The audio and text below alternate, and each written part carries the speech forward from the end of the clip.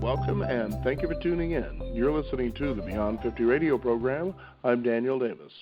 On the program today, we brought back our wonderful guest on his book, Finding Family. It's my research for roots and the secrets in my DNA, where he talks about finding genealogy, which you can also do through genetic testing. He's a genealogy expert as well as the author of the book, and he will educate about the different DNA test types, testing companies, and how you can use these tests to expand and confirm your family tree. I'd like to welcome to the Beyond 50 radio program today our guest, Richard Hill. Richard, thank you for being back on the program today. Well, thank you, Daniel, for having me back. Now, we've had some really great conversations when it comes to DNA testing, how you take the information that's provided and kind of, also to get people focused on the goals that they have when it comes to finding families. So what I'd like you to do, if you could, is first of all share with our listeners how you began on this journey, because genealogy certainly is a much different, path when it comes to having DNA as part of the way that you go about doing all this. Well, I got started into this as an adoptee who was looking for my birth family, and I had searched off and on for 25 years trying to identify my family. I had identified my birth mother, but she was no longer living, and so much of the search revolved around my birth father. And ultimately, it was a particular DNA test that led me to his family, and that was the pioneering case of this. As far as we know, I was the very first adoptee to use these tests in that way. They were basically set up for genealogy purposes. Now, when it comes to DNA testing, you're seeing more and more about all of this. Now, how do you know which way to go when it comes to the companies that you can trust when it comes to getting this? Well, the first thing you've got to do is identify which type of test to take. There are three primary test types. There is the autosomal test, which is it's the ones you hear about the most, the ones that are the most popular now and least expensive. And then there's also a Y-DNA test for men, and then there's a mitochondrial DNA test that anyone can take. And I guess one of the first things I should do is explain the difference. Autosomal DNA is the DNA that you inherit from both parents. And you get 50% from your mother, and you get 50% from your father. And the Y-DNA, that is something that only men have. It's a Y chromosome that passes down from father to son, generation after generation. And on the other hand, mitochondrial DNA is another type of DNA that only women pass on. Now, unlike the Y-DNA, though, both men and women receive it from their mother. So anybody can take a mitochondrial DNA test, but that came from your mother's mother's mother's mother. So the tests are different in what they can do. If you look at the Y-DNA test for men, it's a good way to trace your paternal line, because the only matches that you get will be people who share a common male ancestor in your direct paternal line. In other words, your father's father's father, somewhere back in time. Same thing for the mitochondrial DNA on the other side. The matches you get there will share a common female ancestor with you somewhere up your direct maternal line, which is your mother's mother's mother's mother, and so on. The autosomal DNA test, you will get matches that could come from any branch of your family tree. So it's a lot broader in the sense that it's not just one narrow branch of your family tree. It's any part of your family tree, any branch of it. But it's shallower. While the first two test types I described can go back hundreds of years, the autosomal testing probably goes back typically about 5 generations, sometimes more. Because of the randomness of the inheritance of the DNA, you will occasionally get people who, say, might be your 9th or 10th cousin, but a lot of your matches will be 5th cousins or closer. Now, it's really fascinating because I guess a lot of people have begun to follow in your footsteps, and these are people who have been adopted, so they're actually trying to find their birth parents.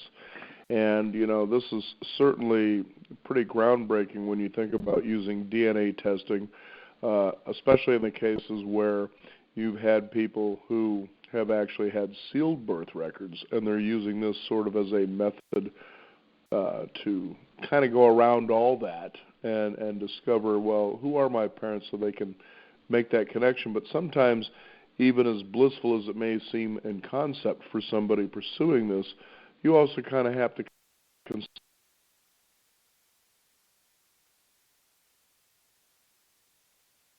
2 years, sort of the consequences that may occur. Well, yeah, people are different, obviously, and the range of situations you can encounter just, go all over the map. You've got many situations, say at one extreme, where when somebody is put in touch with a child that they gave up for adoption decades ago, that parent is just thrilled because they've never forgotten that child. They always wondered what happened to the child, and they are just thrilled to make the connection.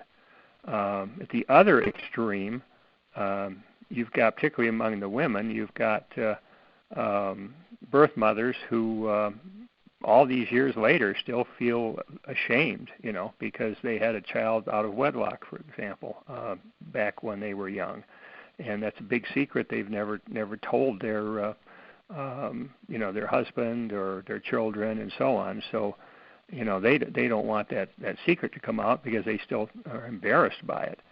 So that's the other extreme. Most things are somewhere in the middle. There are people that maybe we're not actively searching for that child, but they are still pleased to hear from them. They're very happy to have some kind of contact and then just kind of see where it goes.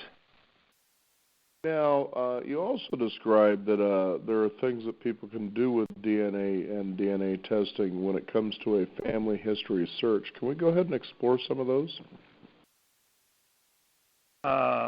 What specifically were you meaning for family history search? Well, I'm thinking about, like the top 10 things that you can do with DNA in a family history search.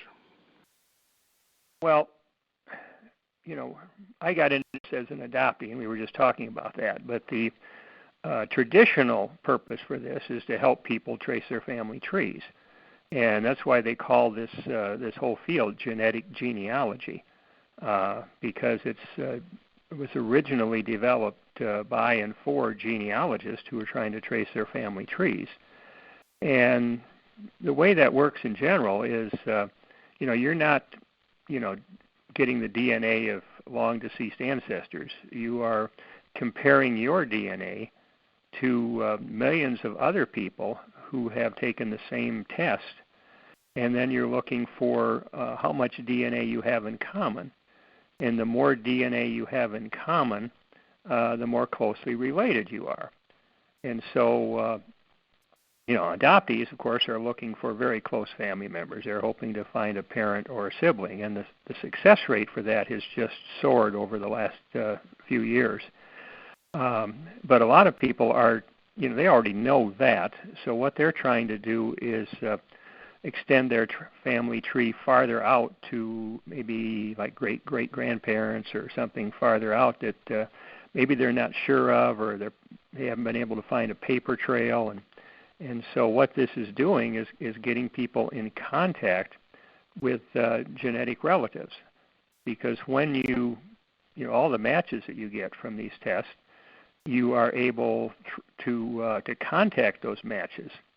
And that's usually one of the best things to do, particularly with your closer matches, because that match may also be a genealogist, may also have information on that common branch that you share, and may know more about it than you do. Or in some cases, you may know more about it than them. So it's a question of pooling your knowledge and working together to explore and confirm a particular branch of your family tree. Now, it's pretty amazing, too, as you begin to do this exploration and you discover some of these resources and people as well, that you actually seem to slowly build a team to actually, if you will, find more and more about your ancestry and the things that you have in common. What kind of surprises, if any, did you find when you were on this particular path? Well, of course, my original purpose for getting into this was to find my biological family, and particularly I was looking for my biological father through the DNA. And I did find that, and I have reconnected with them, and have been, a well-accepted part of that family now for more than 10 years. That got me interested in genealogy, so I began to explore my roots, since I now knew who my biological parents were, and I knew where I got my DNA. I wanted to see what about my ancestors that led down to my biological parents. So I have explored both branches of my mother's side and my father's side. And then once I got involved, I started working on my wife's side. I worked both sides of her family. So I have, kind of gotten into genealogy because I was adopted. And this is different from a lot of people. A lot of people that take these tests were genealogists all along, and I've added genetic genealogy as a new tool to help them in a hobby that they already had. For me, it just became a new hobby because I suddenly found a family to explore. Now, earlier in the program, you were talking sort of about test types. So I guess when it comes to somebody who decides, well, I kind of want to move this direction, I wanted to cover more about my ancestry, I feel like I'm hitting a brick wall. So what are the first things that I guess they should consider as a test type? What does that mean specifically?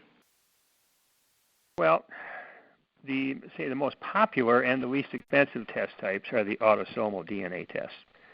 And if you're trying to trace your family tree, there are four companies to consider. There is Ancestry DNA, there's 23andMe, there's Family Tree DNA, which has all the test types, and their autosomal test is called Family Finder, and then there is MyHeritage. And all four of those have different strengths and different databases. Ancestry is the biggest one now. It has over 15 million people have been tested there. And the second largest one is 23andMe, which has about 10 million. And then the smaller databases include the Family Tree DNA's Family Finder database. That's smaller, but on the other hand, that was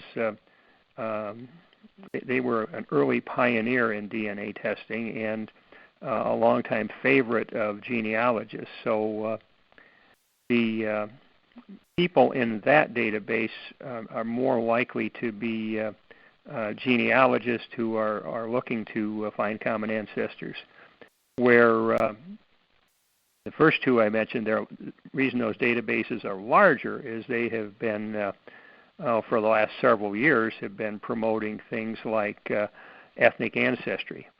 And 23andMe, of course, has been promoting health testing. And now Ancestry is getting into that too. So you have a lot of people in those databases who are who tested not because they were genealogists, not because they were looking for family, but they were trying to either do health testing or they were trying to get a breakdown of their ethnic ancestry. And as a result, they may not know much about their family trees. So the smaller databases can be just as effective as the bigger databases because they're a smaller concentration of the people who tested for other than genealogy reasons. MyHeritage, the fourth one, they are based overseas, and they are the most popular DNA test in Europe. So if you do have European ancestors, all of them have testees from outside the country. MyHeritage is particularly good for finding matches who currently live outside the country. Now, it's pretty fascinating. I know that you were sharing in your book, Finding Family, about sometimes the results that you get in finding exact markers. And you talk about something like, I believe it was like 15 DNA markers, and the higher, of course, the score, the more accurate it is that these people are actually family members or related. And, as you were kind of looking at the results, scratching your head, you realized, well, I need to call this company and confirm that the samples that you have were complete, but you said that typically what you end up reaching as salespeople, and you don't really get the kind of answers to the questions that you're asking. What was going on there? Well, in my search, I had identified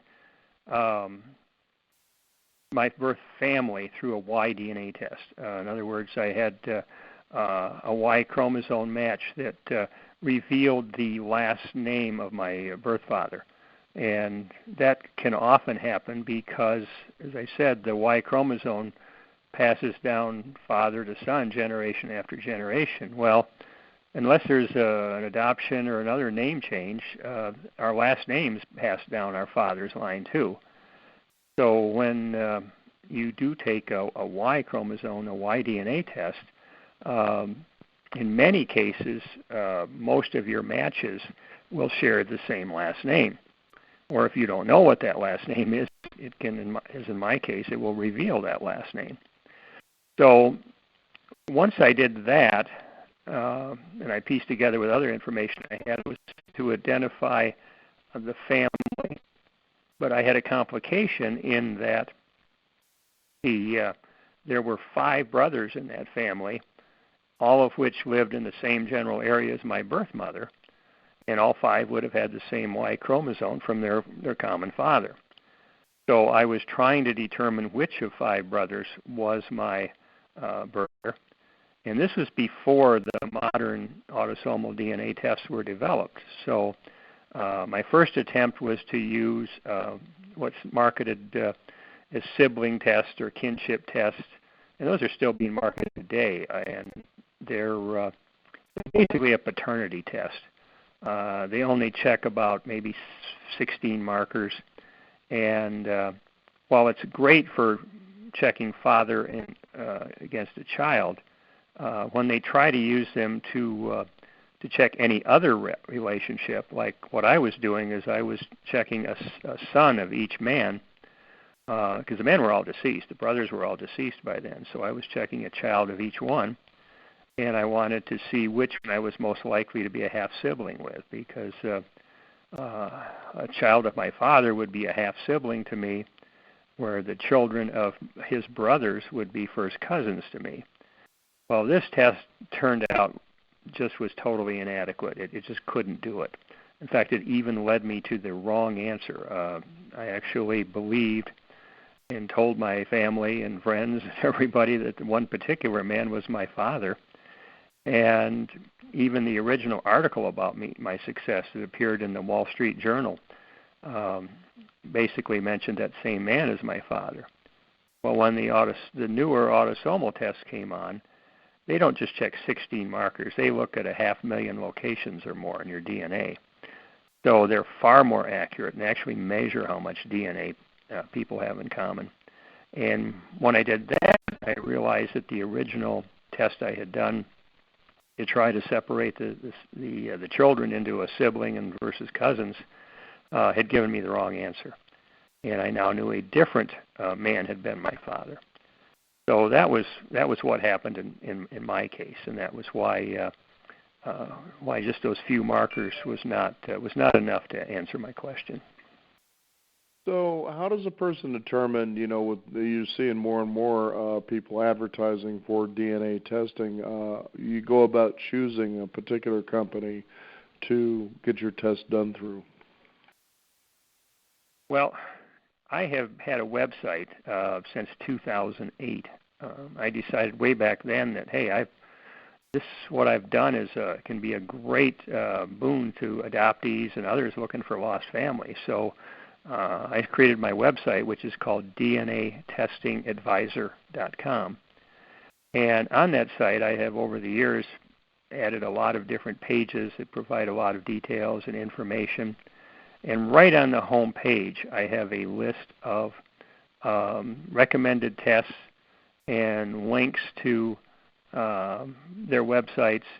And then I also track the current prices because periodically they all have sales. In fact, right now is just a great time for anybody who wants to get into this because every one of the major tests is having a holiday sale. We're approaching the Black Friday and Christmas sales, and the DNA testing companies seem to have gotten on the bandwagon earlier than usual this year because sort of a Black Friday sale.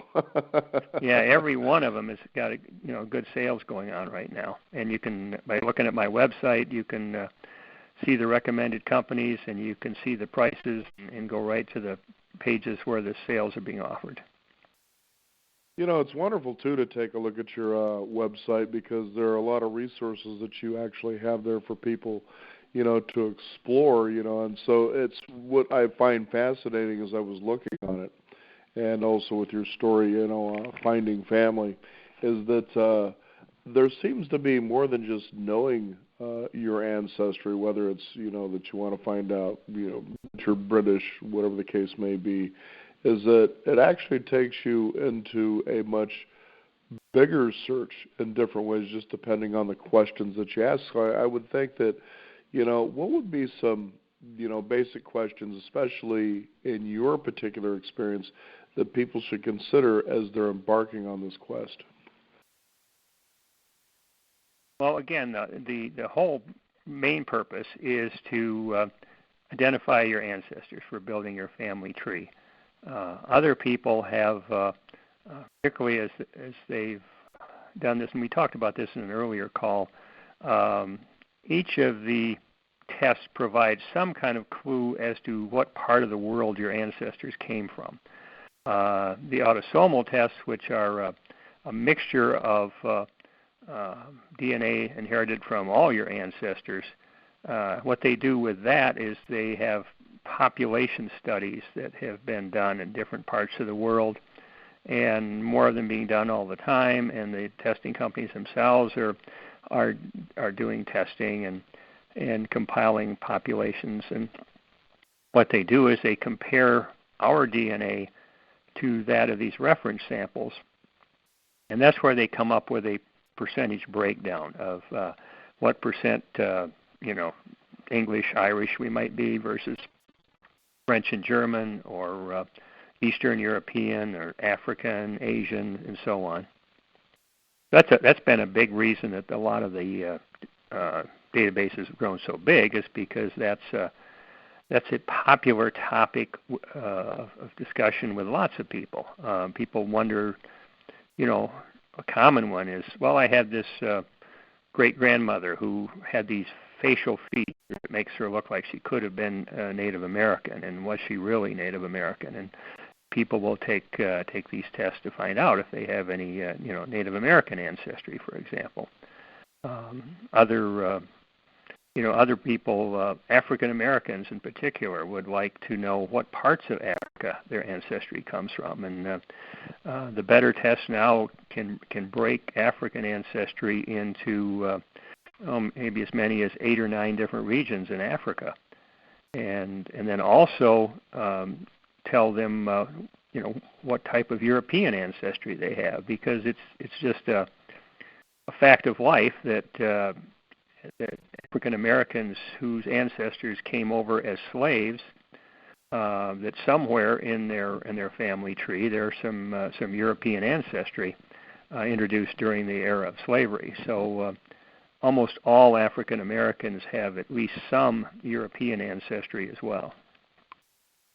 It's pretty fascinating, too, especially when you decide to go on this journey, finding, for instance, the right kind of DNA test.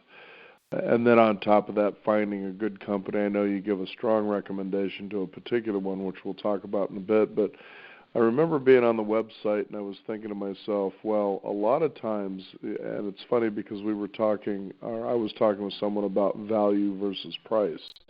And, value is something that you get when you're willing to pay the price for the kind of value that you want in return. And I love this quote that you have on your website, especially for people who are trying to consider to pay the least possible amount of money. There is hardly anything in the world that someone cannot make a little worse and sell a little cheaper, and the people who consider price alone are that person's lawful prey. And I thought, well, that's so true, especially if you're in this whole thing in earnest. But it's, determining, well, what should I be doing and making that decision of the company that I go with. Right. By the way, that's not an original quote by me. I think I actually saw, and I don't know if it was original there, but I actually think I saw that posted in a Baskin-Robbins ice cream Right, store which is exactly once. what it says. And I've seen that, and it's so funny. You don't know how often, that I, well, people are always looking for the cheapest price in it, but that isn't what you should be looking for. You want to find the greatest value for the most reasonable price that's affordable. There's a very big difference when you think about things from that perspective, especially when it comes to what we're talking about here today. If you're doing this search in earnest, price only matters when you know that you're not getting the value that you're actually looking for. And this is something that can become very important because it may throw you off track and lead you down a path that, isn't really as accurate as it should be.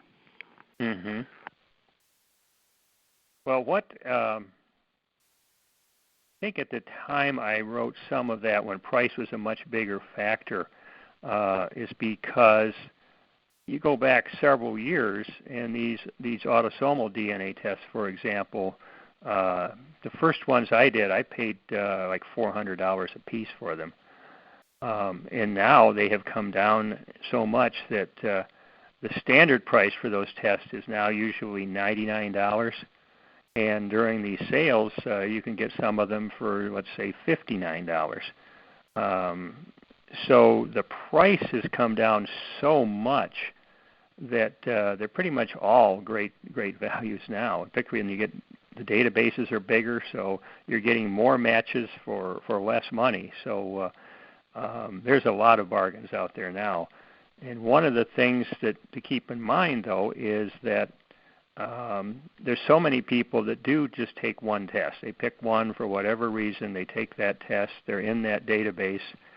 And if you happen to pick a different test, and you're in a different database, you will not know about those matches sitting in the other ones. So I certainly encourage adoptees to get into every database, all four of the ones that provide matching like that. And even the more serious genealogists nowadays are generally trying to get into all the databases because the breakthrough match that you need to say find your parents or siblings if you're an adoptee, or to get through some kind of a genealogical brick wall if you're a genealogist, that match could be in any of those databases. And you just don't know you've covered all the bases until you get into all of them. So that's what I encourage people to do nowadays. And fortunately, with the prices being so low, and there's also a couple of them that will accept transfers from the others. So as a result, it's very inexpensive nowadays to get into all the databases, and that's what I recommend people do. Now, I also noticed, too, that health was a way about DNA testing as well. What does that mean exactly? Well, the health testing started with 23andMe, which was they were interested in health before they were interested in genealogy. And what they have been trying to do is to collect DNA from a large enough sample and then periodically survey these people and ask questions, which if you test there, you will be invited to answer questions. It's optional. You don't have to. But if you want to help medical science, you could take the time to complete some of their surveys. And what they're trying to do is to kind of like they call crowdsourcing, is to get huge amounts of data that can reveal certain things. In this case, they're trying to find connections between certain genetic values in certain places, certain locations on your genome, with a tendency towards certain diseases or conditions. And so when you take one of these tests, and usually what they do is they charge more if you want to also have the health testing done. And if you do that, so then in addition to the genealogical matching, you also get health reports, which say predicts whether or not you have certain genes that are known to be associated with certain conditions. Like one of the big ones that people are looking for now is Alzheimer's, and you can from some of these tests you can see whether or not you have certain markers that give you a high tendency to develop Alzheimer's, and another one is like type 2 diabetes and Parkinson's disease and things like that. And then of course there's various heart trouble and some cancers and a lot of other things. And the list of health conditions is growing over time, but yet none of them really test all the markers and stuff that could impact these. And I think everyone needs to keep in mind that there are certainly environmental factors that that have as big or sometimes bigger impact. Like you may not have a genetic predisposition to lung cancer, but if you're smoking 4 packs of cigarettes a day for 30 years, guess what? You may have lung cancer. Well, what's really interesting, I'm glad you said that, is the fact that, when it comes to genetics, for instance, that we all seem to believe that, well, my family has had a history of this, okay, so I'm already predisposed to having this myself. But really what you also have to consider, too, and it's been proven, especially in genetics, is that those things are changeable. But like you said, maybe your family may have a predisposition to lung cancer, but you don't follow the footsteps by smoking, as you said, 4 packs of cigarettes a day. That could really kind of eliminate that DNA marker altogether just by lifestyle choice. Absolutely. Lifestyle is always a big part of it. And, we all hear all of this in the media, everything, diet, exercise, there's many, many factors other than genetics that influence our likelihood of developing certain conditions. Now, why don't you go ahead, as we close the show here, tell people about your website, what they can expect to find there. Well, again, my website is DNAtestingadvisor.com. And I have different variations of that. You can put hyphens in between the words or not, and you can spell advisor ER or OR. Either way, they all go to my same site. So anyway, that's the website. As I said, I maintain right on the first page a list of recommended tests and their current prices and links and so on. Because one of the big things I want to do is I want to keep people from wasting their money, because there are a lot of DNA tests on the market nowadays, and some of them are just a waste of money. They're just selling wishful thinking. Examples would be some that claim that they can place you into a specific Native American tribe. And that's just silly. There just are not enough samples of people, of Native Americans, let alone from individual tribes, to give you any confidence at all in something like that. Another one is there's one test that claims to trace your ancestry to a particular village somewhere in the ancient world or something. Again, that's silly too. So watch out for anybody who claims they can connect you with people from Atlantis. Yeah, right. And there's a lot of stuff being sold now about supposedly to connect your DNA with diet and exercise, and I think even skin care. I think I've even seen. I think maybe actually one of the silliest ones I actually saw was one that would connect your DNA to your preferences in wines. Wow. Yeah. Oh my goodness. So I mean, you just. It's funny, as stupid as those sound, as true as it really actually is, and how they work on our emotional level to get us to be motivated to buy something. Yeah. Yeah. So what I try to do is I try to say, hey, let's stick with the known reputable sites that where things are.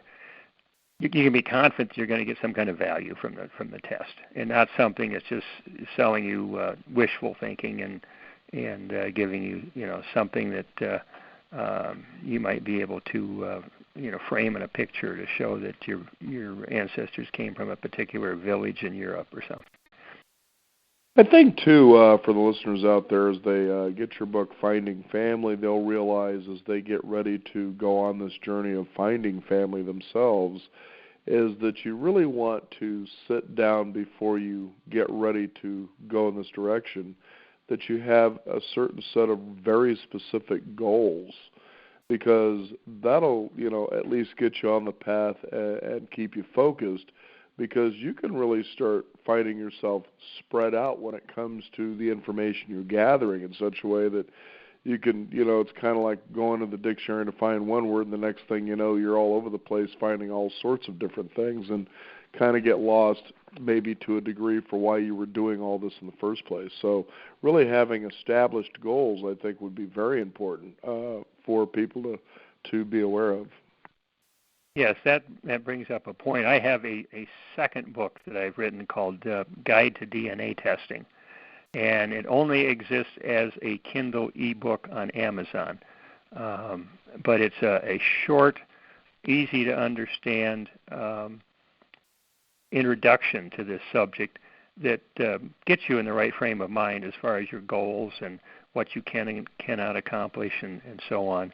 And I did that just as an ebook for a couple of reasons. One is that because the field keeps changing, I keep revising it periodically. Right now, the current version on Amazon is what I call version 3.1 because it's been revised a few times. And then the other reason is that in an ebook, I have included links to the testing companies, links to other books where you can find more information, links to third-party resources and tools and things that can help you work with your data. So there's all kinds of links in there. And when you're looking at an ebook and you see the name of a book or a site, a particular tool or something like that, you just click on the link and you go there. Which is one of the beauties of ebooks. On the other hand, if you did a printed book, then you've got some kind of even if the link is mentioned there, you got to type in some long complex link, and if you get it wrong, you're not going to the right place. And so if you want to refer to people to a lot of resources, it just really works well to do it as an ebook rather than a print book. Absolutely. Well, Richard, I want to thank you for being back on the program today. And again, for our listeners, why don't you go ahead and give out that website one more time? It's DNAtestingadvisor.com. And that's where they'll also be able to find your book as well as on Amazon and other places, Finding Family, correct? That's correct. Yeah, I don't actually sell the book directly myself, but again, if people want the book, you can get it on Amazon and other booksellers. I originally self-published the book, and then after several years of great reviews, winning a couple of awards, and strong sales for a self-published book, I was approached by a publisher. So for the last about 2 years, the new edition is out as a publisher edition, and because of that, they can make it available to bookstores through the regular distribution channels that I could not do. So you can actually get it in your local bookstore, or you can order it through your local bookstore. And just to let the listeners know, too, as you read Finding Family and you're beginning on this journey, you'll realize a lot of things that you didn't think of before, and you've certainly covered quite a bit about that as well as on your website as well. So I want to thank you so much for being on the program today. It's always a pleasure when it comes to talking about this particular subject. Well, thank you, Daniel. I've enjoyed these conversations. Thanks again. We want to thank you, the listeners out there, for joining us. You can discover more at beyond50radio.com. That is the number 50. We do encourage you to sign up for our weekly e-newsletter. Keep up to date with what's going on in the world of Beyond 50 as well as our upcoming shows. I'm Daniel Davis. Thank you for joining us. This is the Beyond 50 radio program. And remember, live your day past halfway.